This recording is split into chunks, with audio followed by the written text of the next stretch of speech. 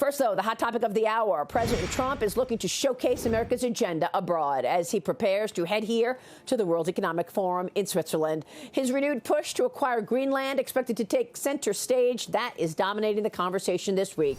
The president sending a text to Norway's prime minister, where he writes in part, considering your country decided not to give me the Nobel Peace Prize for having stopped 8 wars, plus I no longer feel an obligation to think purely of peace, but can now think about what is good and proper for the United States of America. The president also says it's time for NATO to do something for the United States. The Norwegian prime minister responding in part saying this: Greenland is a part of the Kingdom of Denmark, and Norway fully supports the Kingdom of Denmark on this matter. We also support that NATO is in a responsible way taking steps to strengthen security and stability in the Arctic. As regards the Nobel Peace Prize, the prize is awarded by an independent Nobel committee and not the Norwegian government. Well, the president maintaining his position that the U.S. must have complete and total control of Greenland for national security purposes. Watch. We have to have it. They have to have this done. They can protect it. Denmark, they're wonderful people.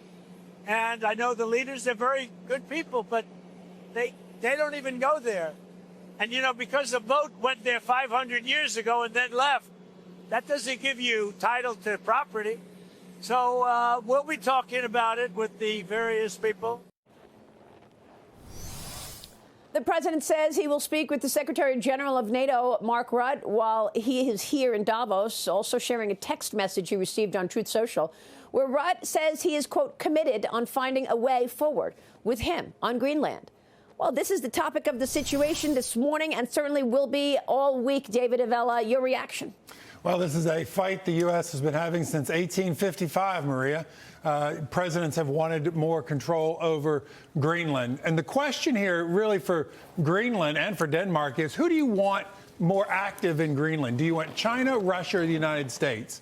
And I would offer to you 10 out of 10 times they're going to say it's the United States, because all three want more access to Greenland. Well, I mean, there is an argument to be made that the world has changed, Mark. Yeah. At this point, China is on the march, Russia is on the march, and Greenland is in a place that could make the United States vulnerable. Your reaction? 100%. And ironically, I don't think this is about the Nobel Peace Prize snub. This is actually a strategic move in the name of global peace. And the positioning of Greenland is not just important to U.S. national security, but actually to global security as well. And if the rest of these NATO nations are not going to do what needs to be done to protect us and protect the rest of the world, then we're going to do it, and we're willing to pay a fair price.